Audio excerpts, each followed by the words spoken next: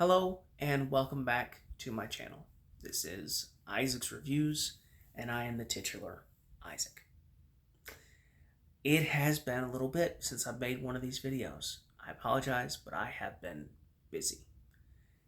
As many of you watching YouTube and doing YouTube know, we have lives outside of this, and sometimes those lives get very, very busy. Real life has gotten in the way. We have had some renovations, we've had a family vacation, we've done a lot of cool stuff lately. But I appreciate you showing back up for this video. Today we are going to discuss one of my favorite characters. I have a lot of favorite characters in case you haven't noticed. I think I've said that about most of these. This character, let's see if you can guess who it is. This character is a fairly well-known character. He's been around since the 30s, I do believe. He's known as the Knight of Darkness, a dark detective. He's been described as bat-like. He has a clown-themed villain. His alter ego is a wealthy playboy millionaire. He learned a lot of his skills in the Orient, the East.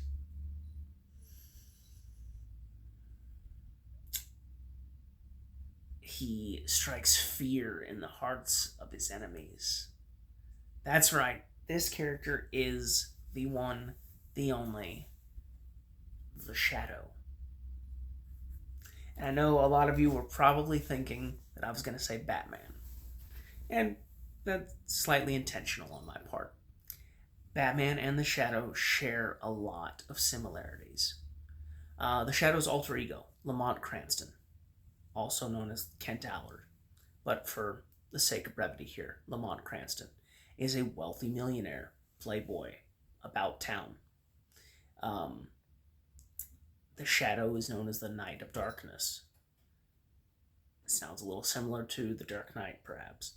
One of the Shadow's earliest enemies is a clown. One of the Batman's earliest stories is the case of the Chemical Syndicate, I think. And there's some artwork there that looks very familiar if you've read a Shadow book before. The reason for the similarity is very simple. The Batman is a complete ripoff of the Shadow. Yeah, I wanted to pause and let you rant and rave about how ridiculous that is. It's the truth. The Batman is a complete and utter ripoff of the Shadow. I did not know that until a couple of years ago. I was watching some videos and the fella in the video said that. And then I did a little research and sure enough, that certainly looks to be the case. It's unfortunate because the Shadow is 10 times the character that Batman is. He's a much better character. He's more interesting. He's more complex. I'll get into it, but he's just a better character. So, congrats to the Shadow's plagiarized progeny, Batman, on being very successful. But we're going to talk about the original today. The Shadow is an excellent, excellent pulp character. And that's where he originated. He originated as the announcer for a radio show. And then they asked the fella who created him, Walter B. Gibson, to write stories with this announcer character. He was a creepy, gothic announcer that kind of would say things in radio shows. And then they decided they were going to make books out of it. So Walter B. Gibson, creator of The Shadow, wrote pulp novels. And we've talked about pulps on this channel before. I'm a big fan of pulps. The novels themselves are pretty darn good. The Shadow is not my favorite character. I don't think his novels are the best, or maybe they're just not my favorite. But they are pretty darn good. I have quite a stack of them. I've found them at some local bookstores. Um, my introduction to the Shadow was not the novels, not the 1990, I think it's 93 or 4 movie with Alec Baldwin. It's not that. That's not my introduction to the Shadow. My introduction to the Shadow was the radio show. No, I'm not that old. We had the radio show on CD, so I am that old. Uh, Before we had all these MP3s and whatnot, we had these things called CDs. And that was where I was first introduced to this amazing character. We used to go on road trips, the family. We'd go on road trips, visit family that live in various parts of the country. And we would listen to Alfred Hitchcock, Suspense, and The Shadow.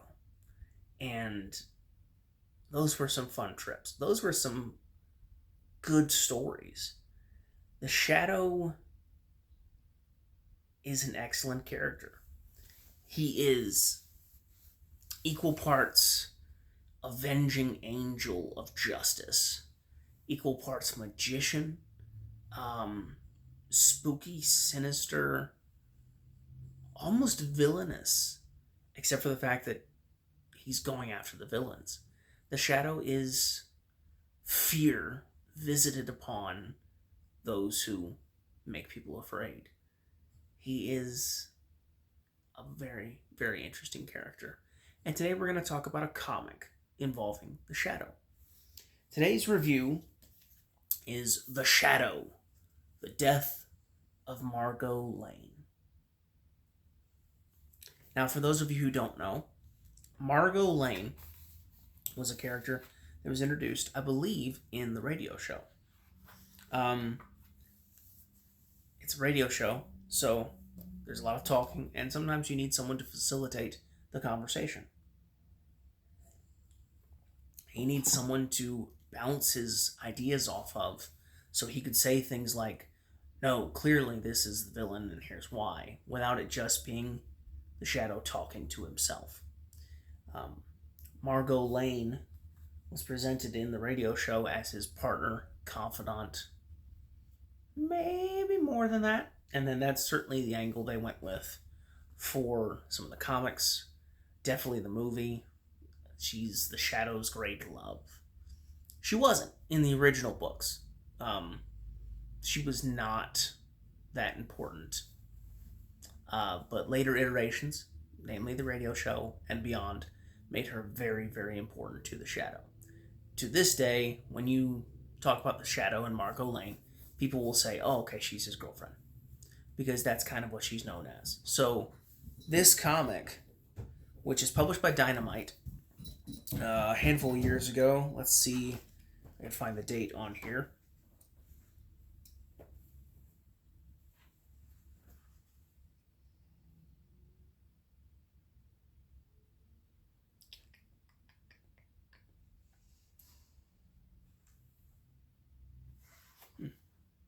I don't think I can find the date on here.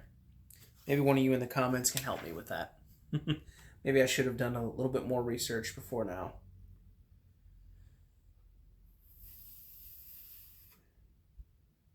This says 2017 is the copyright, but I'm not sure if that's the date this was actually printed. Doesn't matter. The Shadow, The Death of Margo Lane, is an excellent comic book.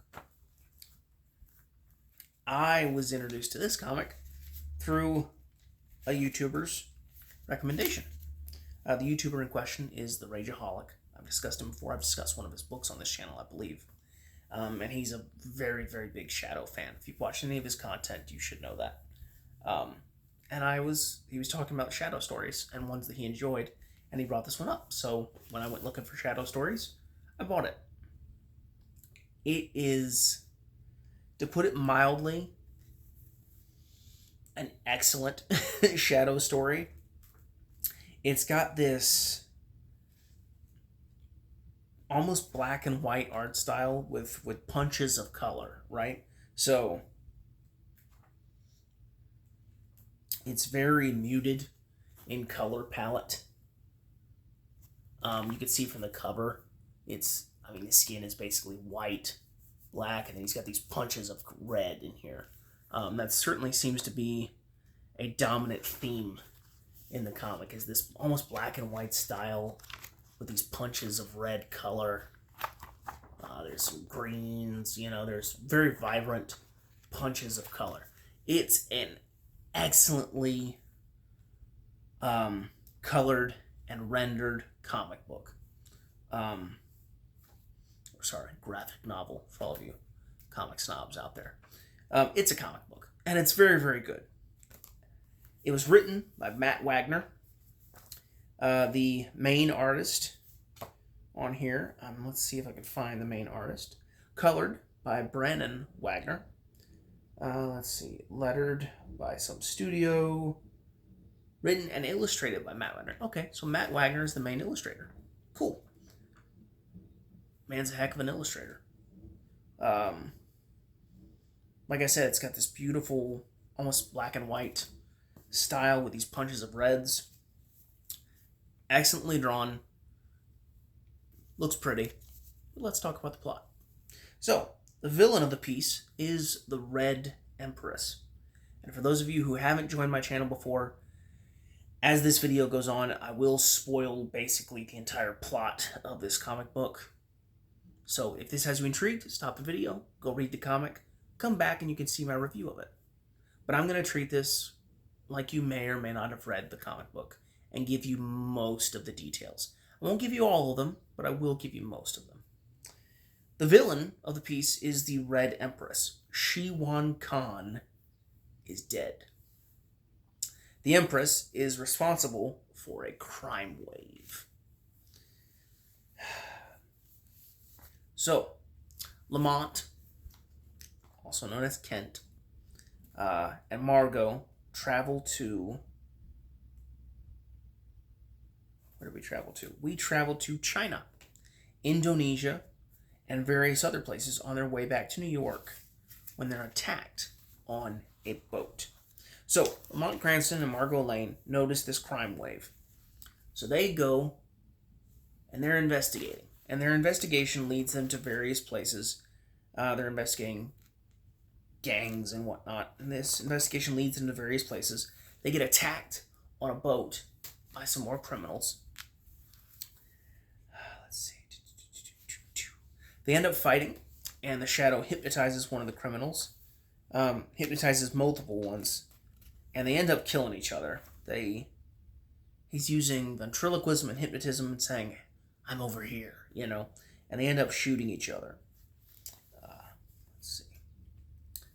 A shipping heiress, Gloria Sullivan, goes missing in the next chapter. That's how the next chapter opens. It's not the next chapter, but the next section opens with a shipping heiress going missing. So the Shadow is naturally on the case. You get Clyde Burke in this little interval, feeding some information to various people, which gets back to the Shadow. Clyde Burke is one of the Shadow's agents. It's really cool because he shows up behind him just in an alley and says, "Report." And Clyde Burke fills him in on this information, hands him packets of information and whatnot. And then he tells him to follow up on the further leads in the Sullivan case. The fetid stench of crime cannot stay hidden long. The Shadow knows. And then, I love it. I love the purple prose that the Shadow speaks in. He never just says, "I'm going to get those criminals." He always says things like, "The fetid stench of crime cannot continue," or "The weed of crime bears bitter fruit." It's very good. So, he gets that information from Clyde. He finds the trail of a Chinese freighter. And he finds this freighter. He follows the trail all the way to a warehouse where he is captured in this warehouse. Turns out the whole thing was a trap. He is captured in this warehouse. He is locked in a cage. And they tell him that the Red Empress is the one responsible for his capture. Then they tell him there are explosives, firecrackers, and various things wired to blow. And they're going to leave him to die. Then we cut to Margo laying outside with Shrevey, which you should remember from the movie, played by Everybody Loves Raymond's dad, I do believe. Peter Boyle, I think is his name. They cut to Margo and Shrevey outside, and she's hearing noises. She's hearing, a ruckus coming from inside. And so she rushes towards the door, confronted by some hooligans, some crooks. She ends up shooting them, and she ends up running inside. Meanwhile, the Shadow is not taking this lying down. He melts part of the cage bars with some acid, shoots out a window, shoots off a lock on a door, and there's this wonderful panel of him leaping out the window while things start to explode behind him. Meanwhile, Margo has run inside the building to find him and rescue him. And that's what he gets told. He asks Shrevey where Margo is, and he says, "Oh, geez, she ran into the warehouse to help you. What is that ruckus?" And the Shadow, realizing what's going on, says, "No," and runs toward the building when it explodes. You can see he's very distraught because Margo was in that building. He tries to run in. Shrevey holds him back. He realizes it's no use.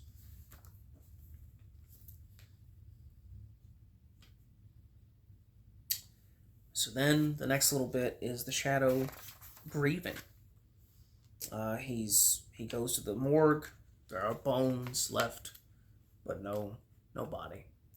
And he sits down with her diary and proceeds to start reading her diary. And it's very, very sad.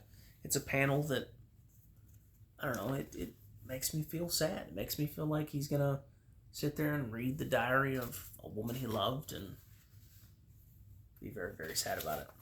So we go into chapter 3, and instead of being very, very sad about it, the Shadow goes on a rampage. He questions goons in the mob, trying to gain more information on this Red Empress, because he thinks she's responsible, clearly, for Margo's death.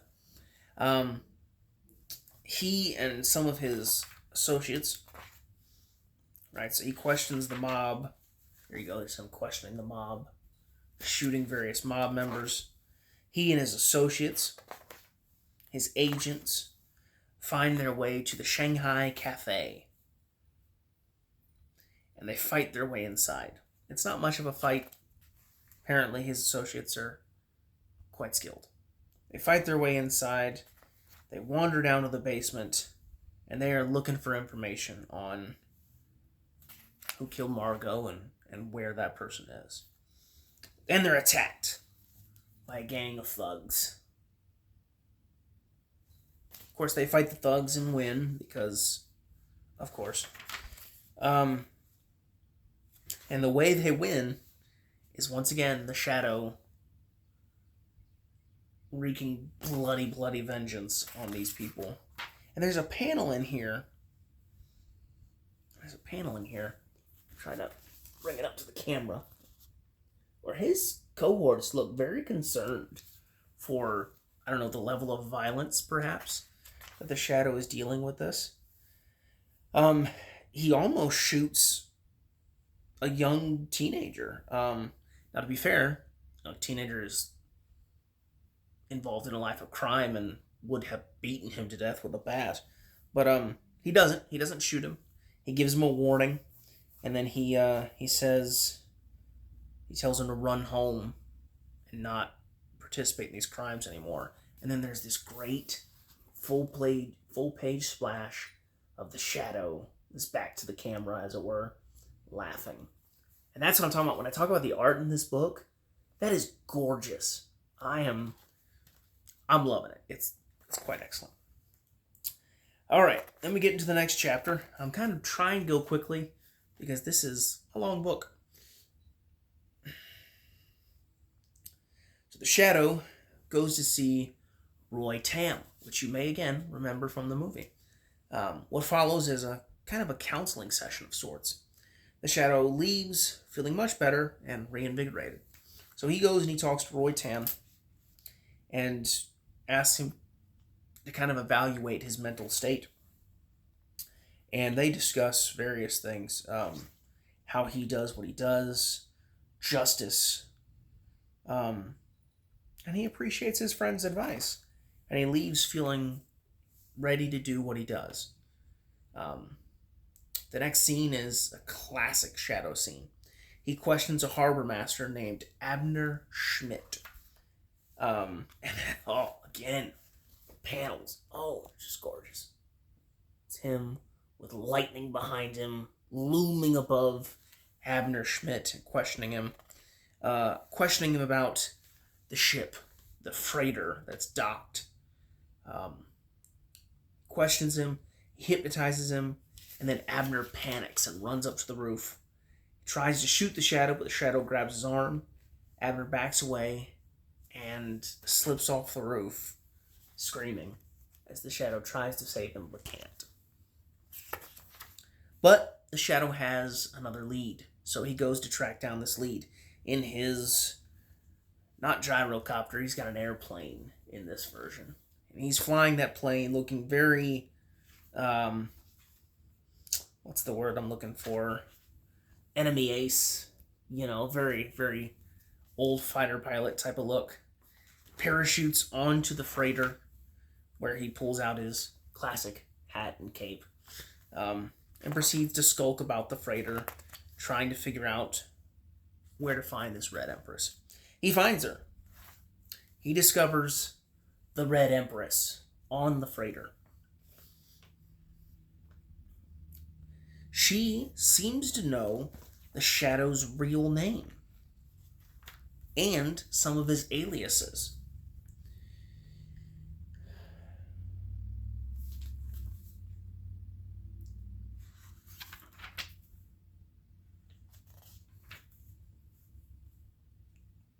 She calls him Lamont Cranston, Henry Arnaud, and Kent Allard.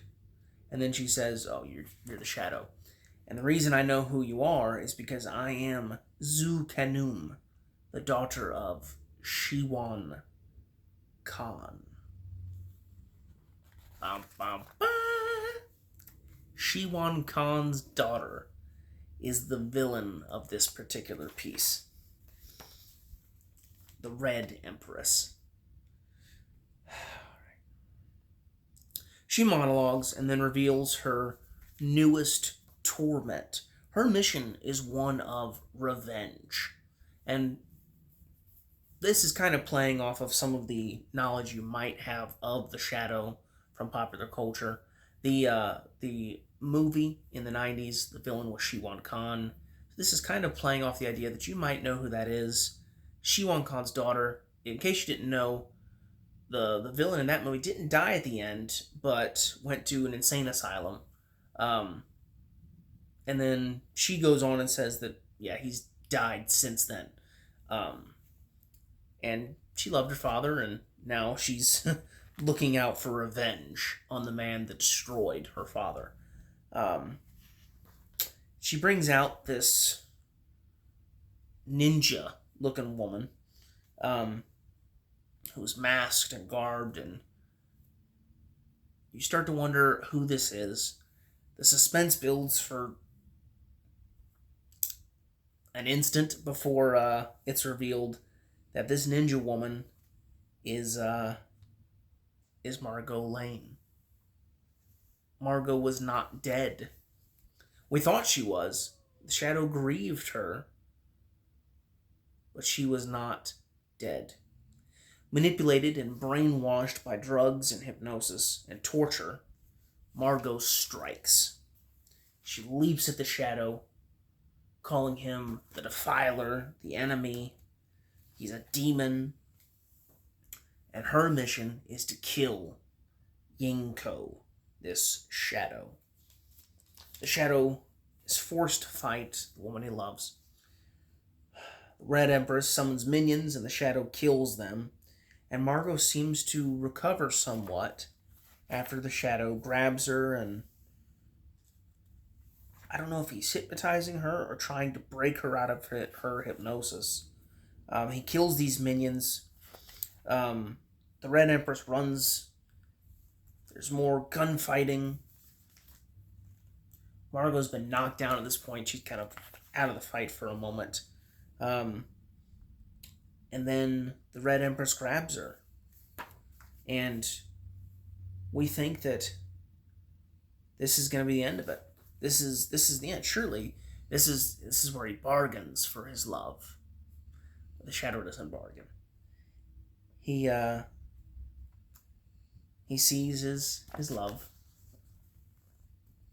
recently hypnotized, being held with essentially knives at her throat, and he hypnotizes her again because he's the shadow. He hypnotizes her again, and she elbows the Red Empress in the throat, and then the shadow shoots her hand. I don't know if I'm supposed to put that on YouTube. The shadow shoots her hand. He maims her. He mutilates her, shooting her claws off. And then he's trying to break Margo out of it. And she is still very hypnotized. She calls him deceiver, defiler. And then she collapses in his arms. And then there's a raging inferno behind him. He's carrying Margo out of the building. He's shooting thugs. It would make an excellent action scene in a movie. And he escapes with Margo in tow.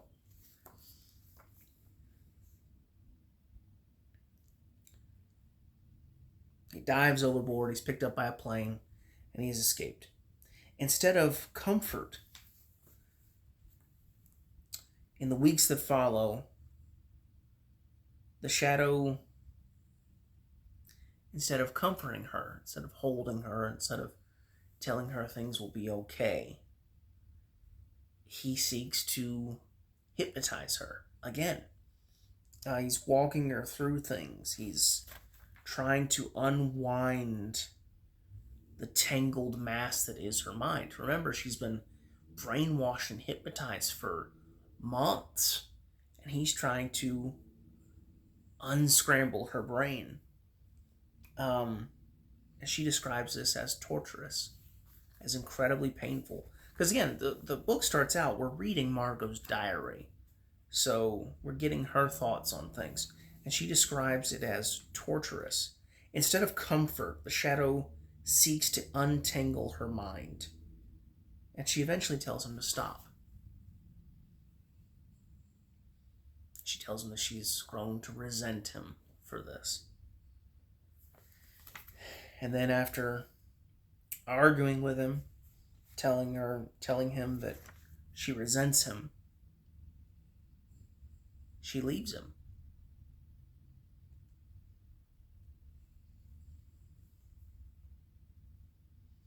She says that she's not sure if she stays, she's not sure that she'll be in control of her own actions.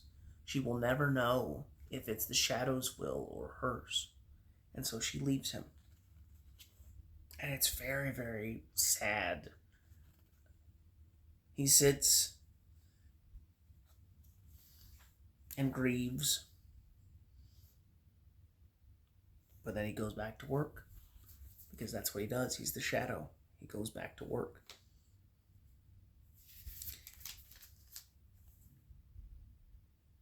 And he finally resigns himself to his mission and hopes that one day she might even come back to him once she figures some things out. I love this. I'm going to read a little bit of the last little bit. And again, this is from Margo's diary. Part of me wondered whether I could make a clean break. I'd spent so many years at his side through so many thrilling adventures, so many death-defying encounters. Could I really just walk away from all that? Could I really just walk away from him? For the sake of my sanity, I must, whether that means forever. Not even the shadow knows. And so the story kind of ends on not a cliffhanger, but a hopeful note that maybe she'll come back. And then there's a little tidbit in the end that's kind of a shorter story. It's a shorter, less detailed story. Kind of I can't think of the word that they would. It's not a filler story, but it's you know what I mean. It's a shorter story in the back of a story. It's called The Curse of Blackbeard's Skull. I'm not going to get into that, but it's pretty good as well. So, this has been a long review, but what are my thoughts on The Shadow, The Death of Margo Lane? I would not recommend this be your first experience with The Shadow, because it kind of blows up some things. I would recommend your first experience with The Shadow be maybe one of the novels or the radio show, or even the movie. It's a very good movie. There are some other comic books that kind of have more of the status quo. Maybe start there. But this is an excellent Shadow comic. For fans of The Shadow, for people who know some of the story, this is a good place. Good place to read. Good, enjoyable comic book. It does, like I said, it does end on kind of a downer note. It ends on kind of a sad farewell to a beloved character. But I would highly recommend this. It's got beautiful art. It's very well written. It's got a mystery that I've spoiled now, but it's got a mystery that pulled me throughout the story. So if you're looking for a good Shadow story to read, and you're at least somewhat familiar with the character, read this. The Shadow, The Death of Margo Lane, Dynamite Comics. You can pick it up on Amazon. You can pick it up pretty much anywhere online. It's very, very good. I hope you enjoy it. Yeah, get some books, do some reading. Maybe start off with this character, The Shadow.